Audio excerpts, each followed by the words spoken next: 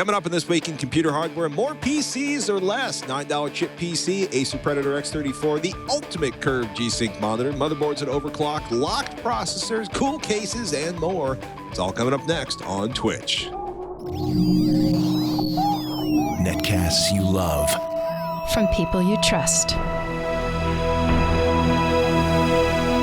This is TWiCH.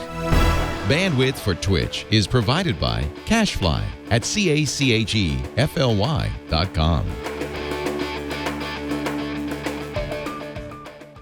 This is TWiCH, This Week in Computer Hardware, episode 347, recorded on January 21st, 2016. Build more PCs, people. Welcome to TWiCH, This Week in Computer Hardware, TWiCH's weekly show that aims to bring you the most useful, most delightful, most accountable. How's that? Ryan Shrout, information in PC and mobile hardware. And occasionally we talk about software, but mostly we are here for the hardware, the battery-powered hardware, the electrical outlet-powered hardware, the loud hardware, the quiet hardware. I have no idea where I'm going with this, dude. What are we accountable for? I don't know. Accurate information, our opinions. We can be accountable for our opinions. Yeah, I guess. Or responsible. It seems like it's putting a lot of extra pressure on us that didn't exist before today. Because we were never responsible or accountable right before. Yeah. That's an interesting way of looking at it. I'm excited. I'm about to build a new PC. My second Core i7 Skylake PC in several months, which I'm pretty stoked about because it's getting just, I can't carry, I just don't want to carry one box from home to work and home again. But we bring that up because one of the big things that came out over the past few weeks, and by the way, Happy New Year. Sorry I wasn't here last week, but something awesome happened and I took advantage of it. I'm sorry. I'll tell you about it another time. But also the $9 chip PC arrived, and I don't want to talk about it. I'll talk about that later. Someday it'll actually run an operating system. But I have to build an Ubuntu PC first. One of the big stories has been that, obviously over the last couple of years that people are buying tablets, people are, using their cell phones for things that used to require desktop PCs. PC shipments are down. Matter of fact, PC shipments were down like another 8%, 8.3%, and the fourth quarter, the tail end of 2015. Apple actually did see growth, probably due to some of their new laptops. Which makes me want to talk about, for some reason, the huge rumor this week about Apple eliminating the headphone jack from the iPhone, but I don't want to go down that rat hole just yet. Yeah, because I was watching the tweets between you and Will Smith, and wow, there's just a lot of, and that led me to do some research. There's just a lot of human hours that have been just. Like, for example, not more human hours than I've spent trying to get this running have been pitched down the hole of speculation this week on whether or not the next generation iPhone is going to have a headphone jack. Personally, I think it'll be a $30 adapter that's going to break repeatedly, thus generating more revenue for Apple. Or you can buy, overpriced Beats headphones, but that's going to get me down that rat hole. But, Lenovo is still the largest PC vendor, followed by HP, Dell, Asus, and Apple. Apparently, Apple saw growth in the Q4, unlike most of the rest of the industry. Right. But while, that's not something we're particularly excited about, right? We're into more people owning and using more PCs.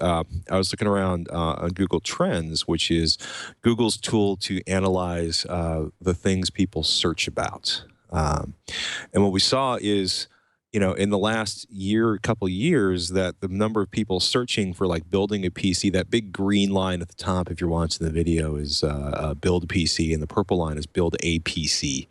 It's amazing what a difference an A makes. But what we're seeing, though, is more people are building their own PCs, or at least more people are searching about that relative to the larger number of Google searches in the planet. And that was pretty interesting to me, that more people are building systems, more people are interested in building systems, whether we're talking about the last year or two, whether we're talking about Raspberry Pis or this $9 chip PC. We're getting a lot more questions about people wanting to make their existing hardware last longer, which makes sense, especially if you're running a laptop and you're not a gamer, or if you are not living inside of video editing. You probably don't need the latest and greatest processor to get by. If you're doing 1080p gaming, you don't need a $3,000 gaming machine. You don't need a $350 graphics card to have excellent 1080p gaming.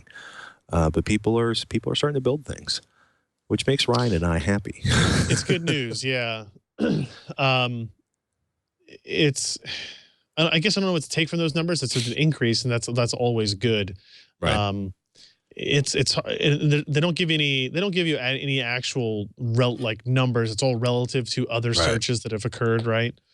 So you can't tell if it was 1 million or 10 million or however many that occurred, each week or each month, which would be nicer to know. But up is better. Yeah, no, the trend is the right direction for sure. Up is better most of the time. Yeah, and in most things, I agree. So, something almost lewd about that statement, sir. Don't tell my wife. More about me than about you. Oh, Your wife knows about lewdness. Not only is she a medical professional, she's recently had a child, and I'm pretty sure she knows where that came from. Yeah. Good choice.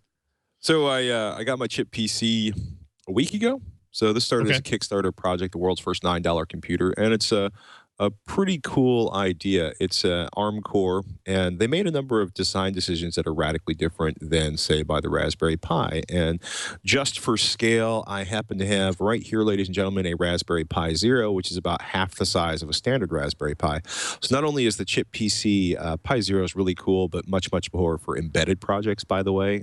There's no Ethernet, there's no Wi-Fi built in. So if you want to connect it to anything, you're going to start taking advantage of micro USB adapters to plug additional things into there, which makes this suddenly get much bigger, much more quickly. But when you're talking about the chip, it's got a fairly powerful core. They're claiming that it should function as a desktop PC.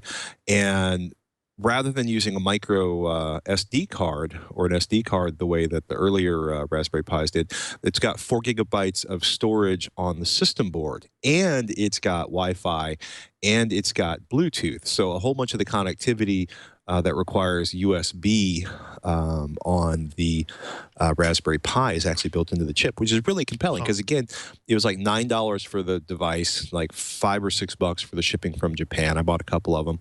Unfortunately, I haven't had a chance to really experiment with it yet because out of the box, it ran for about 15 minutes. Then it died, and it appears that one of the interesting things is this is supposed to ship with their Linux flavor preloaded on board. And unfortunately, mine had, I guess most of the ones that came out in December had a corrupted version, or basically there's a problem, a driver issue, whatever it was. And you need to reload the GUI version on there. And it turns out that you can't actually load the GUI version on there from Windows using VirtualBox and their development environment. So I got to put together an Ubuntu box, or go kick on the next thing, collab doors, or buy them a beer and swap one out for one that actually has a properly loaded firmware on there. But it's one of the things that it's a really compelling device, not just because of the Wi-Fi that's on board and the Bluetooth that's on board, but it will actually probably can't see that little white spot there.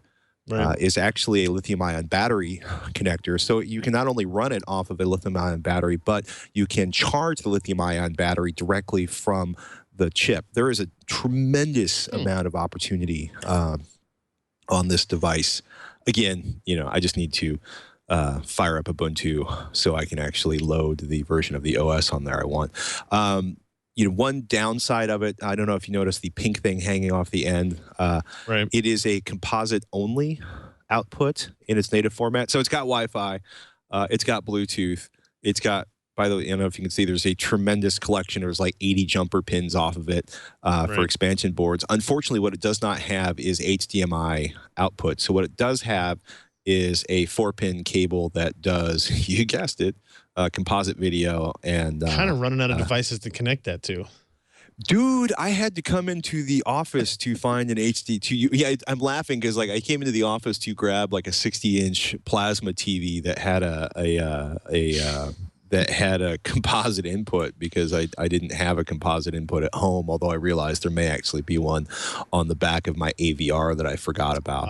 Yes. I did order the HDMI expansion board that's going to come out in May, I want to say, and they have a really interesting thing called the Pocket Chip, which if you scroll down on the getchip.com homepage, you see, which is essentially a touch screen, a rechargeable battery, a clicky QWERTY keyboard, and a D-pad. That's that thing, yeah, right down there in the corner. So it reminds me of a Game Boy looking. It is a very Game Boy looking kind of thing. Yeah. But yeah, that's pretty cool. That's only $49. Cool. It's only $49. The HDMI adapter is $15 and takes advantage of all those pins that are on there. I'm looking forward to to getting this running, and hopefully I will be able to show it in action next week. Awesome. So, yeah, that's pretty neat. Yeah, it's frustrating because it's supposed to you're supposed to arrive, plug it into HDMI, stumble around into your house in a confused haze looking for a 1980s era television set, and fire it up. But they're claiming it should do all of the sort of things that the Raspberry Pi doesn't have enough power to do as a desktop computer. So I'm really curious to do that. So my goal next week is to do all of my my web stuff live on TechThing using the chip. Really? We shall see. Interesting. Well, if you're going to fail publicly. Other than talking about it being a 1 gigahertz R8 processor, do they tell us what that is? I could have answered that like 24 hours ago. Fair. Oh, goodness. It is. So it looks like it's made by Allwinner. It's a Cortex A13. Yeah, it's an A13, which is like a 1,000 hertz 8-core processor. Gotcha. Yeah, I'm looking at the data sheet for it. So I think Allwinner got bought this week, or somebody made a bid on Allwinner, which is kind of interesting. But yeah, so it's funny because depending on which website you go on, the A13 is either an 8 thread chip or a single core, and I'm guessing it's probably a single core. So ARM Cortex A8 chip A13, even more competitive for Android tablets. ARM Cortex A8 core. Yeah, 32 gigs instruction cache, 32K instruction cache, 32K data cache, 256K L2 cache. Yeah, okay. ARM Mali 400 for GPU. It's got HD video coding for 1080p at 30 frames per second, H.264, 263 VC1 MPEG, ABS. It says it supports 1080p, 30 frames per second, H.264 encode and decode. Yep. 512 megabytes of memory max, and like I said, they put like 4 gigabytes of storage on the board. So it'll be interesting to see. It'll be interesting to get Linux up and running and seeing just how long it takes to switch between apps with a single core processor. Right. A single core A8, Cortex A8. That's not a new CPU. It's not a new core. It's a $9. So yeah. It's a $9 PC, dude. No, I get it. Just trying to help put things in perspective for people. Yeah. You know what's going to hurt? Right about the time I get this up and running, I'm going to get this up and running. Now, in theory, you could put the same operating system on both of those platforms and do direct comparisons if you want. That sounds like a dumb idea, but you could do it. If I have time this weekend, I will do that just so you can put it up on PC Per. Thanks, I appreciate it.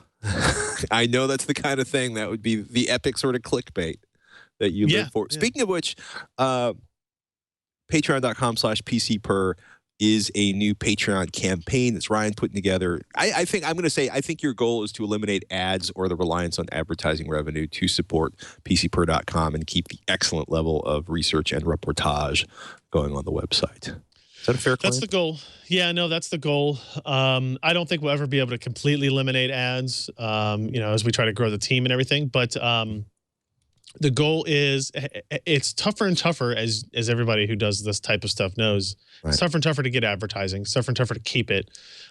It's harder to make a justification to an advertiser for like standard display banners. So unless you want to see a bunch of interstitials and pre-rolls before you can get to a page on a website, 17-page stories, right, which is a very common thing. Going direct to the reader seemed like a good option. So we're experimenting with it. We're seeing how kind of a response we get, and so far it's been so good. So yeah, it's at patreon.com/PCPer if anybody's interested. But nice. We'll see. Yeah. Yay! Just wanted to throw that in. Thank you. Acer Predator X34 curved 34-inch IPS 3440 by 1440 G-Sync monitor review, which is a little different from some of the curved 34-inch panels we've seen over the last year. Is this the first sort of super wide curved panel with G-Sync in it? So it is the first ultra wide G-Sync monitor. It's kind of an interesting discussion to have, because if you remember way back to the launch of FreeSync, the very first FreeSync monitor that I ever got in was a 21:9 ultra wide display at a 2560 by 1080 resolution, so a fairly low resolution. It had a very limited refresh rate range. It wasn't a fantastic display. However, that being said, it showed that, hey, FreeSync could get into more form factors and displays quicker than what G-Sync does because of its certification process, its dependence on a specific module, et cetera. And as a result, it has taken us a while to get to this point in this display market, I guess, for G-Sync. Now, that being said, you get some advantages, right? NVIDIA kind of, they don't want poor implementations of their technology out there. So they put a little bit more emphasis on what vendors are allowed to put out, what features they're allowed to have, and that type of thing, which is both good and bad, right? It limits your selection, but it also raises the price and makes scarcity kind of a concern. But the general specs of this monitor is a 34-inch ultra-wide curved, a very slight curve, like I think it was 6 or 8 degrees, so pretty modest curvature on it. 3440 by 1440 resolution, 100 hertz maximum refresh rate, which is great. Out of the box comes at 60, but just by going to the OSD and setting the max, like you basically are, quote, overclocking it, which is dumb to think about. But you basically go into the OSD, set what you want your new maximum to be, and it goes up to 100, and we didn't have any issues with that. Has DisplayPort connection and has an HDMI connection. Although the HDMI is 1.4A only. Let me double check that. Yeah. So you're a little bit limited there. But yeah, obviously, if you're going to use G-Sync, you've got to use the DisplayPort port on it. This is almost identical in form factor and design to the Acer XR341CK, which is almost the same monitor, but with FreeSync support instead of G-Sync. This also marks the first time we've had like nearly identical displays, with the only difference being FreeSync versus G-Sync. However, I honestly believe that it is NVIDIA's goal to never have an exact comparison between FreeSync and G-Sync. And that's why this one ships out of the box at 60 hertz, but is overclockable to 100, while the FreeSync monitor was only able to go up to 75 hertz. There's no overclocking setting in the OSD for that monitor. It's nice that it's 2560 by 1440 and not 2560 by 1080, which is something I've seen on a lot of the. It's 3440 by 1440, but yes, it's the higher resolution variant. It's a nice step up from the sort of 2560 by 1080 that a lot of the ultra wides are. And it's an IPS screen. It's gorgeous. The physical design of it I like a lot. The stand and the legs can kind of, I could see them getting in the way in some people's desk designs because they're fairly wide and they kind of protrude into you a little bit. But I like it. There's a LED strip on the bottom of the monitor that you can control, put into patterns, different colors for ambient light. It works really well. I like the physical, like I said, I like the ID and the design on it. It's a really, really good monitor overall. Gaming on it was fantastic. Productivity on it was fantastic. If you've never used an ultra-wide display like this, it's a dramatic difference between a 16:9 display and the feeling you get using a 21:9 display. Even though you're only talking about like 400 and something pixels on each side that are actually expanded out, it still makes a pretty big difference. And I think, if you're careful in how you like format your windows and maybe you have all of your communication stuff, you've got Skype, you've got Twitter open on the right side of it, basically anything you can do with a dual monitor setup, you can kind of do with something like this. But it offers positives and negatives of that. Like with the dual monitor, the ability to go full screen on 2 displays is kind of nice. When you have one display, even if it's an ultra wide, you can't go full screen. You kind of have to like make it yourself, right? Half and half to really get the use out of the screen real estate. Like I said, gaming was fine. You went up to 100 hertz on it. A variable refresh rate worked perfectly from, you know, the very bottom, 5 frames per second type of thing, all the way up to 100 frames per second. No issues. Color quality out of the box was pretty good, actually. Little calibration work that we did made it excellent. Overdrive on it is pretty good. It's okay. It's not great. So you'll see a little bit of ghosting even at its optimal setting of normal on it when playing games, especially when you have those light to dark sequences, but not too bad. Definitely not as bad as any of the kind of the TN screens we've seen recently. The biggest problem with this monitor is really its price. This is a $1,290 display, which is steep. It's a lot of money. Now, to be fair, it wasn't that long ago that any 34-inch 3440 by 1440 curved display was going to cost you $1,300 to $1,500. Since then, other displays have gone down. For example, as you look there on the screen, the XR341CK FreeSync monitor now sells on Amazon for $941. So you're talking about a $300 plus $350 difference between the Acer equivalent for FreeSync and the Acer equivalent for GSync. Now, it's not exactly equivalent because you're going from 75 hertz to 25, or adding 25 hertz to it to get 100 hertz maximum refresh rate, which is a noticeable difference. You can tell a difference between a 75 and 100 hertz display, both on desktop using regular applications, as well as utilizing, you know, it for gaming purposes, right? But I don't think it's really a $300-something difference in technology, which is disappointing. Because, you know, one of the biggest detracting things for GSync has been, oh, it costs more money than anything, you know, than it should. It's more expensive than it needs to be. We've never, like I said, we've never had a direct comparison before, and this is, again, still not a direct comparison, but I think it's close enough that we can say that this is artificially high compared to where it probably should be technologically, but it's, I don't know, like they sell out all the time. You know, Newegg gets a shipment in every week and they sell out in a day, right? So it's hard for me to tell them that they're charging too much if it's actually selling. Although when consumers say that, I absolutely 100% understand their reasoning behind the complaint, I guess.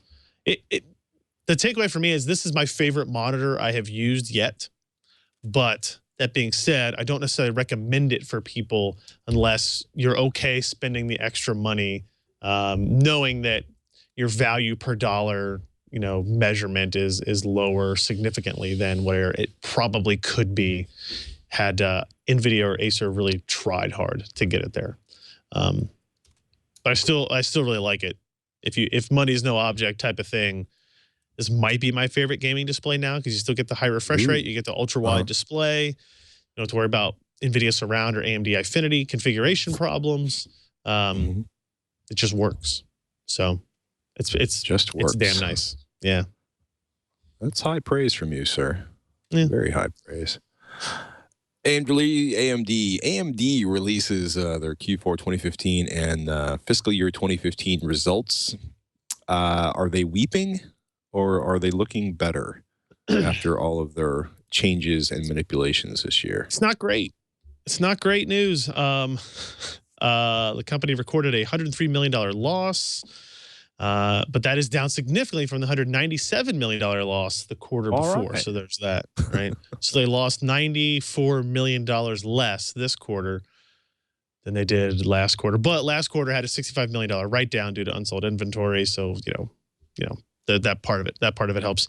Let's see, AMD recorded $3.99 billion in revenue for the entire year, net loss of $660 million for the entire year, which is down from last year's revenues of $5.51 billion and a loss of $403 million. So they made less money and lost more money.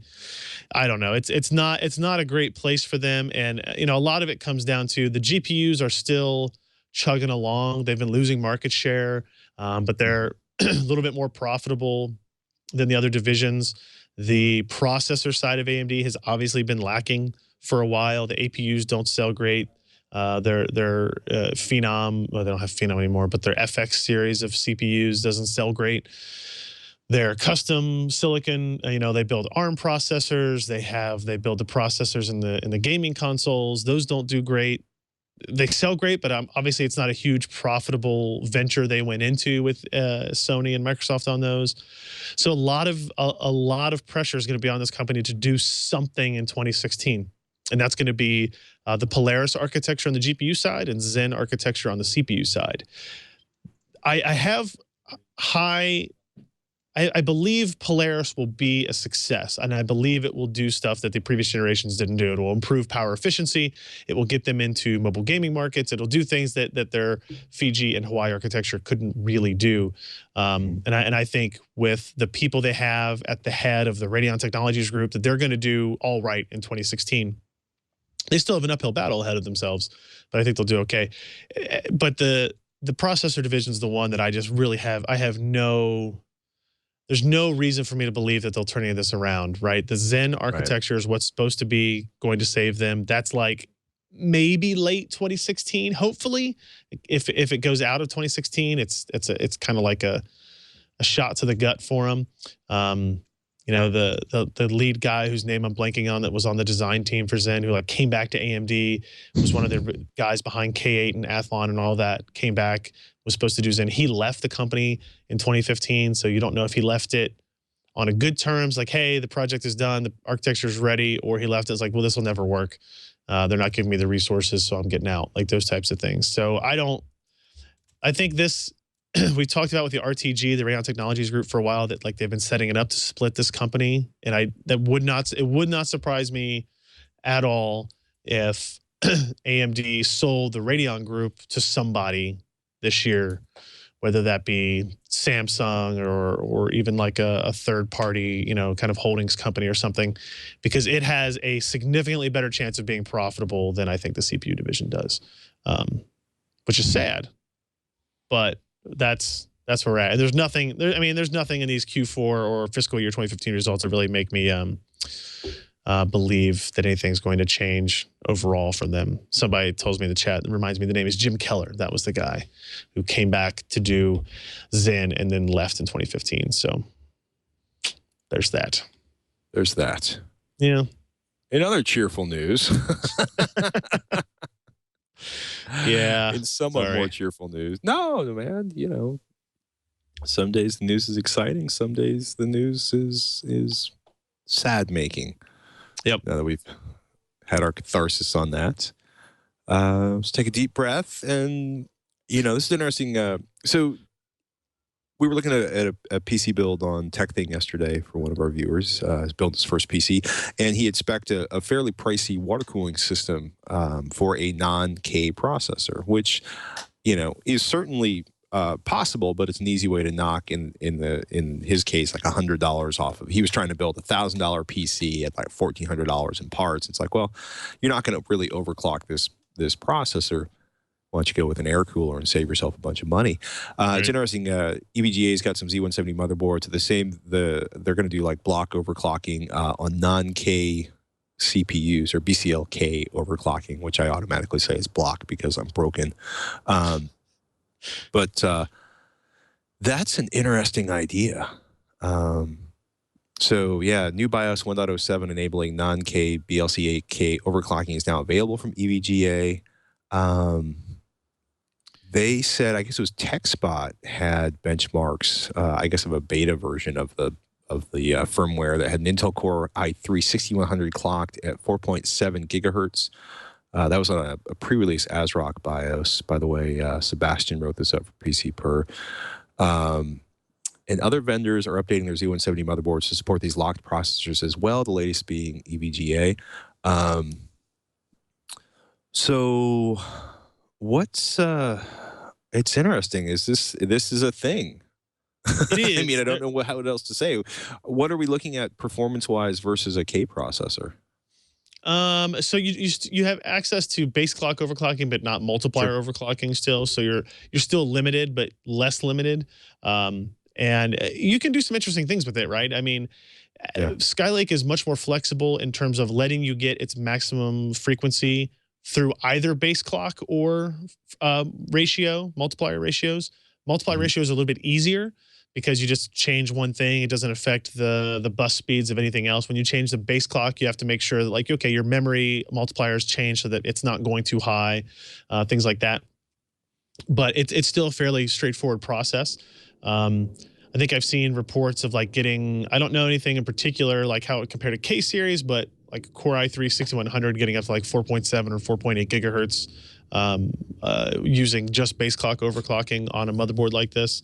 And it's more interesting. It's not more interesting, but it is interesting in that this is something that Intel obviously purposely locked out originally. Right. And either all of the motherboard vendors got in a room together and said, we're just gonna, let's just do it anyway. Or Intel finally said, okay, we've had enough requests for it. Fine, we're not going to officially say we support it, but if you guys update your BIOSes to support it, so be it. That type of thing. That seems to be where we're at now. Because I know a few weeks ago, ASRock announced that they were going to do that. Now EVGA is doing it, and I imagine most anybody else will be doing the same thing. Hopefully, I guess. Hopefully, yeah. You sound really excited. I think you're still bummed about the whole AMD thing, man. You gotta take a breath. I think it's really cool to see like this story and the next one. Well, actually, I put one between it. But if we talk about the Gigabyte launching the X170 and the X150 motherboards, sorry to go out of order on the TD there, but that one is a similar idea, right? So these motherboards are based on the C236 and C232 chipsets from Intel. They're actually Xeon chipsets, like lower end single processor slot chipsets for kind of workstations. And what people have found is if you buy the Skylake-based Xeon processors or quad-core hyper-threaded options that don't have any integrated graphics enabled, they're like $40 cheaper. But you get more performance. You do a little bit of overclocking. You can actually, you're getting a good deal on a full CPU. And Gigabyte with this series of boards, despite the weird kind of odd naming convention, they built 5, 6, 7 boards specifically for this market of people who, hey, there's a $40 cheaper processor. You can buy that, put this in this board that will have similar feature sets. You're going to have USB 3.1. You're going to have M.2 connections and SLI support and all that type of stuff.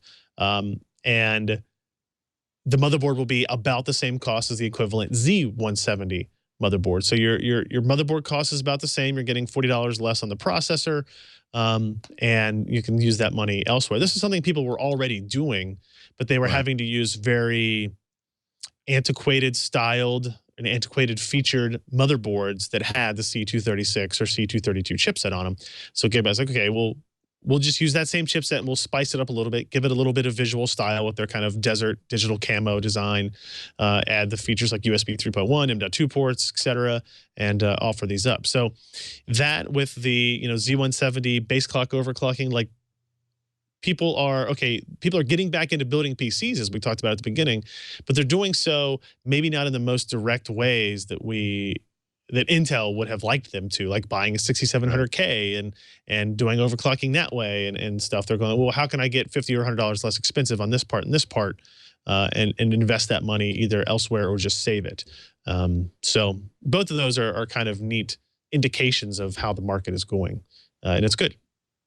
Those are just Intel parts, not AMD parts, unfortunately, for AMD. That is what it is, dude. Yeah. The story that we skipped over to get to the Gigabyte story is Scythe now has a Ninja 4 SCNJ-4000 cooler. PC Pros got the review up on that. I was laughing because I was like, how is this different from my Mugen 4? And then I realized it's like another 50 millimeters deep. And given that the Mugen 4 is a somewhere between a baseball and softball size cooler, I'm kind of curious, what was the performance on this like? Apparently really good. And apparently very, like, if you measure performance based on noise levels, really, really good there too. Basically massive amounts of surface area with a large and therefore capable of moving relatively slow fan. Right. Yeah. Essentially, that's what we're looking at. It's let's see here. If you look at the performance side of it, installation seems fairly straightforward. I like coolers that give you a specific screwdriver in order to install it. It's like, hey, we had to design this in a way that you're not going to have the tool to do this right, so let me help you out with it. but it let's see where we at here. Ninja 4, pretty good. You know, not the best cooler, but it's also far from the worst in terms of both load and stress testing. And then overclocked, it actually does very well again. In terms of air coolers, actually, it's better than some of those self-contained water coolers, like the Corsair H75 or the H100i GTX in its quiet setting, right? Now that's with the Scythe Ninja 4 in its high setting. If you put Scythe in its low setting, i.e. the quietest setting. Yes, the quietest setting on the fan. Yes, you're going to see a difference between it and almost everything else out there. You know, it's 3 degrees higher temperature than the Noctua cooler, and it's actually 3 degrees higher in the Ninja 4's medium setting, right? Which is then 4 degrees, 5 degrees higher than the Scythe Ninja 4 on its high setting. So that gives you an idea of like the fan is actually making a difference. Just depends on if you're more worried about noise or anything else. But like actually, and if you look at the ambient temperatures on the last page, or if you look at the temperature results in the last page, at low, medium, or high, it is the quietest fan Sebastian's ever tested. Yeah, it's crazy. It says like there's if you scroll down to the bottom, the noise levels 33.4, which is the level you recorded for the Scythe Ninja 4 on low and medium, is the ambient noise level in the room, like the combination of the HVAC in the background, street noise, his heartbeat, whatever else his dB meter is picking up. You know, it's also interesting, like the Corsair H100i GTX in quiet mode is also right down there at 34 decibels. That's really quiet. The Noctua NH D14 SC 33.8 to 34. You know, and if you're talking about something that's that quiet when it's in stress mode, that's good. That means it's running flat out, trying to pull as much heat off the processor as possible. Yep. You know, and the performance is pretty impressive. I agree. I agree, and it impressed, and I don't think and it's not an expensive product. What's the price? Where is that list? I just had it. It must be on the first page. I know that feeling. Yeah, it happens. Let's see. Newegg specifically has it listed for a slow web server price of $56. Yeah, $56. That's not bad. You're getting like liquid cooler performance. It is big. I've often thought they have the coolest logo as well. They have the coolest. Yeah. Got some serious pirate action going on in that logo. If you're into serious pirate action, of course, yeah, of course you are. Some people aren't, man. You know, some people they just can't hack the epic pirate action, right? Which that's worth checking out. Suddenly has me thinking about The Martian. I watched that this week, actually, and now I understand your reference. I was to say, tell me you didn't love that movie. I liked it a lot. It's not a comedy, but I liked it a lot. You liked it a lot? Yeah. Do you love it? Is there any movie you've ever loved? Star Wars is pretty good. Okay. The new one or the original one? I like the new one. Yeah. Empire Strikes Back is still the best one, if that's the question. But I'm just asking. Yeah. And now they push back the next one 6 more months, so we got to wait a little bit longer. Well, they want to let this one run out and make more money, or give themselves more time to make the next one awesome. Yep. HB M2 memory is being mass produced by the Samsung crew. Scott wrote this up for PC Per. Basically, 4 gigabyte HBM2 memory modules, when used on GPUs, 4 packages, Scott writes, can provide 16 gigabytes of video RAM with very high performance. They do this with a very wide data bus, which trade off frequency for transferring huge chunks of data. Samsung's offering is rated at 256 gigabytes, not bits, gigabytes per second per package, which is twice what the Fury 10 could do with HBM1. That is what we call a big honking performance improvement, at least in terms of benchmarks. They also expect to mass produce 8 gigabyte HBM2 packages within this calendar year. Scott's guessing that this means we'll see 32 gigabyte GPUs in the late 2016, early 2017 timeframe, unless, quote, within this year, unquote, means very, very soon. 32 gigabyte GPUs. That just reeks of VR to me for no reason I can actually articulate. I mean, it would be good for that for sure. But I mean, for 4K, are we gonna have like $500 4K ready ultra setting GPUs with like 32 gigabyte of RAM? What needs 32 gigabytes of RAM on a GPU outside of the marketing team that wants to sell more? Nothing at all.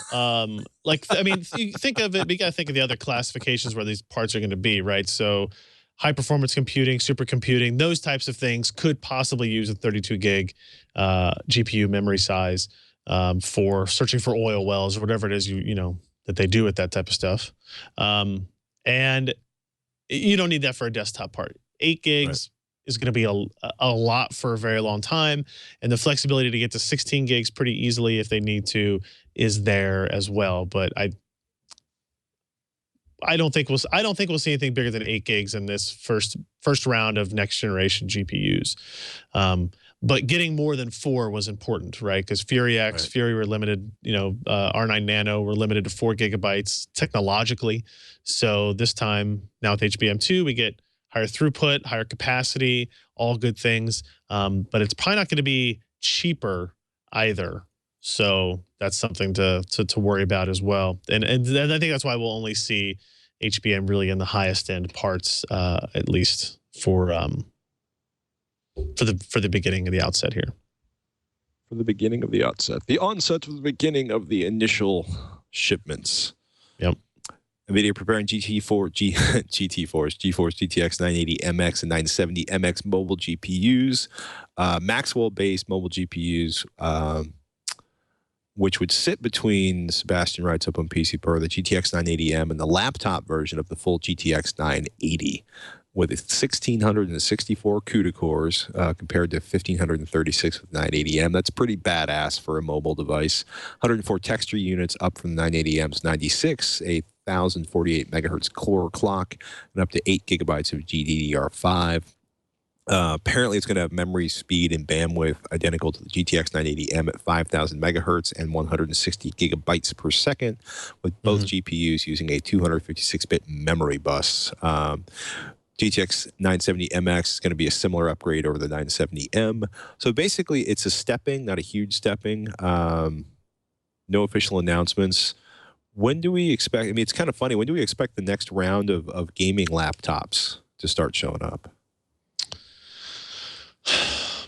That depends. So I actually think we may see that before we see, or right in time with the release of the new desktop parts. So when AMD showed off Polaris for the first time, they showed it off as, here is, you know, a part that's going to be perfect for a discrete mobile gaming solution. Right. And I think based on, you know, like if they're going to save their highest end parts for HBM2, then they might have to wait a little bit longer to build up inventory, to kind of wait for availability in fabs and production facilities. And so it's possible that from both AMD and NVIDIA, we would see this kind of mainstream, what would be considered a mainstream part on the desktop side, but a fairly high-end part on the mobile side first. Even that then, even considering that, I think we're talking June of this year, probably at the earliest from both parties, based on what we're hearing. I mean, AMD pretty much came out and said, you know, June of 2016 is when we'll have parts available. But I'm kind of guessing at this point that we're not going to see the flagship parts that early. They will come in 2016, but I don't think we'll see them that early. So buying a mobile gaming machine now shouldn't be like, I don't think you'll be in an immediate risk for any kind of vast replacement. And, you know, from an NVIDIA standpoint, the architectural efficiency is already there. So unless we think that there's going to be some dramatic, hey, you can have this gaming laptop and also have this kind of battery life when you're not gaming type of thing shift, I don't think that's going to, that angle of it's going to shift very much. But you may be able to see thinner and lighter machines that have higher power discrete gaming in them. But I don't think you'll see drastically higher performance in your mobile gaming above, like, you know, what NVIDIA's GTX 980 has today, which is astoundingly high performance. But the new MX parts just seem kind of like they're fillers in the middle, and that's kind of another indication to me that we're not going to see these replaced anytime soon, because they wouldn't just put out 2 new SKUs to their OEMs if you know, in 60 days we were going to see, you know, Pascal-based mobile GPUs start hitting in the market. So I don't think it's a bad decision to go either way. But you know, it's kind of here, it's kind of there.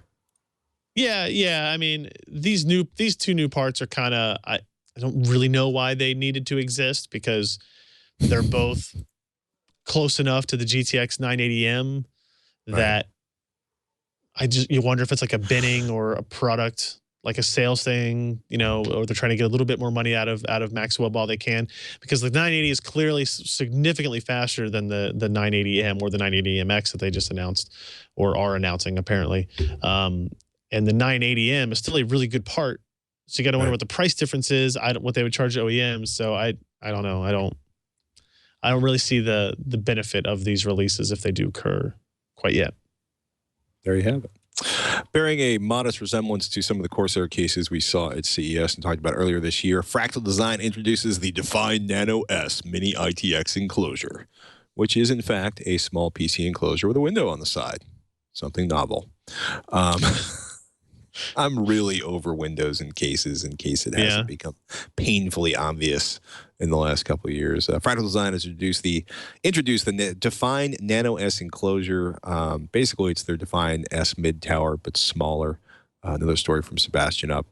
Actually, it's a good looking case, really nice construction. I had a funny conversation with a friend of mine who built a Thermal Take Mini ITX enclosure similar to mine, and you know, we were talking about how amazing it is that you can buy a $50 case now and you don't shred your hands assembling the computer the way you used to. I mean, if you look at the back of this case, you know, there's a ton of options for, you know, managing and hiding your cables. There's some interesting ways you can manipulate. You know, it's just there's a whole lot of options inside of this and a fair amount of style. And, you know, what you're looking at right there is you've got a filter before you get to the fans to keep you from crufting up the front of your PC with cat hair and ambient dust and environments. Like, keep going down, you see some really nice cable management options inside of there. And this is a $65 case. Oh, awesome. They're charging you extra for the version with a window. So it's two separate SKUs. Way to go, Fractal Design. You know, just like Corsair is starting to do. They've got a $65 standard version with no window, and it's $70 for the version with a window. That's freaking awesome. It's going to be available in March 2016. Have I mentioned how delighted I am that they're bringing that out? I'm just saying, yeah, two 120 or 140 millimeter fans up front, a rear 120 millimeter fans, two optional 120 or 140 millimeter fans on the top, plus you can put one in the bottom. They've got dust filters on the bottom and front intakes. You can fit a 120 or 140 or a 280 millimeter radiator on the front, or a 240 millimeter radiator on the top. Pre-drilled holes on multi-brackets, support water cooling pumps. That's pretty cool. It's got space to stuff a reservoir inside of there. Two USB 3.0 ports on the front, audio in and out, the usual collection of buttons and LEDs. It's pretty cool. I'm into it. And I'm really into the fact that you can buy it without a window for $5 less. Kids, that just doesn't get any less awesome the more times I say it. So I'm going to stop saying it because it's probably not nearly as awesome to everybody listening right now. Nah, I'm sure it's fine. Did I mention them over Windows cases in Windows? Yep, noted. I had a chance to show it to you in the pre-show. This is the HD Plex. I want to say like a Pico PSU, but it's essentially you use a large old school 95 watt Dell external power supply. And this beast, the HD Plex 250 watt ATX power supply, that's the power supply for my next Core i7 PC, which I'm pretty excited about. Yeah, it's interesting when you start realizing. What did you say its output was? 250 watts. Okay. So the Core i7K is running at 90 watts. I got a 6700K is running at 90 watts. The 6700, which is this critter right here, I want to say tops out at 65 watts. If you can find a U version, it tops out at 45 watts. It's amazing, actually, how much performance you get for a very small amount of power. But the reason I've been obsessing with that crazy DC to DC power supply is because I'm going to be building this, which is the NFC-systems.com, the new case that I got in. So this is going to be a Core i7, either a 950 or a 960. I got to figure out, I got to find an 8-inch GPU to put into this. But I am so stoked to build this up. This is a really nice case. They basically, I bought the optional 90-degree PCI Express 16 riser from the NFCsystems.com website. They don't normally come with the orange, but they had an extra one they'd built up that had a scratch on it. They're like, "Do you want it?" I was like, "Sure." But if you go to the website, nice. It's pretty interesting. It's like a designer who's been doing some really outrageous custom systems, and I think he did the S3 Mini first. It's the S4 Mini, and he's just started shipping in December. So I've been collecting the parts for this. Because it turns out it can be really hard to find things like 12mm fans when you want them. But we will find out. We will find out how well this runs. So, excuse me, the Core i7-6700T is the 35 or 40 watt part. So I'm going to go a little less savage on the GPU. They originally were looking at doing an R9 Nano, but it turns out the some of the spikes on the way the Nano handles power were a bit too much of the HDPlex power supply. But they're now building them up, I think, with ADM R9 285 ITX. So I don't know. They're pretty much, there are some 8-inch 970s, but that probably would be a little aggressive on the power curve for a 250 watt power supply. Yeah, that's going to be stretching it thin. So, yeah, I think I can probably trust Asus for an 8-inch 960. Actually, probably, you know, the VIG between a 9, there's not a huge performance bump between the 950 and the 960 when you get right down to it. Not as big as you might expect. Yeah, agreed.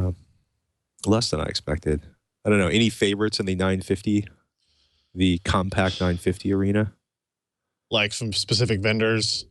I'm looking at Asus. Not off the top of my head. I'd have to go look. Yeah. I thought you knew every graphics card immediately. I like the Asus coolers quite a bit, but I have to see what difference. Well, because there's like every company has like 6 different versions of the 950. Yeah, I know. That's really what it comes down to. But I was teasing you, dude. So I'm supposed to know all that crap. I get it. I know. Oh, dude. Figure it out. Somebody's like, you know, because I've been gushing about those ELAC speakers, and somebody's like, "How do they sound compared to this?" And I'm like, "Wow, it's a speaker company I'd never heard of." And it turned out it was started by a Silicon Valley guy that wanted better speakers made cheap and hired an audio engineer. And I was like, "Wow, it's probably not a horrible idea." Yeah, there's always one more out there. Probably less so in GPUs, but it's funny how many different I don't know. There's just a lot of GPUs out right now. And it's also amazing like how many, you know, single fan versus dual fan 950 options there are. Like EVGA has 4 different SKUs for their GTX 950. Like the ACX 2.0 2 gigabytes, the SC 2 gigabytes, the ACX 2.0 2 gigabytes, and the SC Plus ACX 2.0 2 gigabytes. Yeah, I'm still trying to figure out the difference between them. So, but that can be a subject for next week's show. Sure. TWiT.tv has a newsletter, ladies and gentlemen. If you have not seen it, you can go to twit.tv/newsletter to sign up for TWiT. TWiT's news mail, e-letter, their e-letter, their email newsletter. We'll go with that, sure. It's really simple. You go to the page, twit.tv/newsletter, you enter your email address, you choose your email format. If you're into HTML, because you're fancy and into Gmail, go for it. If you're into text, hit the text button, hit subscribe, and they're going to use MailChimp to send you delightful, awesome, interesting, fun notifications. And Leo and Lisa want you to know they will not share, sell, or use your email address for any other purpose. It's just to get the newsletter. Yep, sounds cool. Network highlights, information about upcoming shows, reviews and picks, other interesting TWiT-related things. I do want to point out that you do have to submit your email address to get the email newsletter. That's true, yeah. I just like the star next to email address indicates required. Yes. Yes, it would be difficult to get the email newsletter without. Just send it right here. I'll be back next week to check this location. Can you mail that to my house, please? Yeah. I'd like that mailed to my house. There's an underserved market. Mail. Regular mail. I don't know. I've been getting a lot of stuff via USPS lately that has been shipped to me. I should also point out that that NFC-systems.com, that S4 mini chassis I held up there a couple minutes ago, that probably is the most expensive case I've bought in the better part of a decade. That's a $150 case. Yeah, that's pretty steep. But it's super badass, dude. It's got a giant block of aluminum bent for the face. It's awesome. I'm excited. Nice. Remember when you were excited about PC builds? Nope, Remember? never. That, ladies and gentlemen, is I think time to call it so Ryan can go home, change a diaper, and realize how much more fun building a PC is than cleaning out a diaper. Oh, yeah, that's true. No, definitely that. Oh, my goodness. Latest episode of Tech Thing is up at techthing.com, youtube.com/techthing. As always, I invite you to contribute to our Patreon at patreon.com/techthing. If you would like the awesomeness that is PC Per to keep going, I suggest you support PC Per's Patreon at patreon.com/PC Per and keep your... I was about to use a expression that probably wouldn't have endeared me to anyone, including my mother. Go to PCPer.com to find out cool PC hardware news and reviews because they are good at them, ladies and gentlemen. Thank you. With that, I'm Patrick Norton. I'm Ryan Shrout. We'll see you next week on Twitch.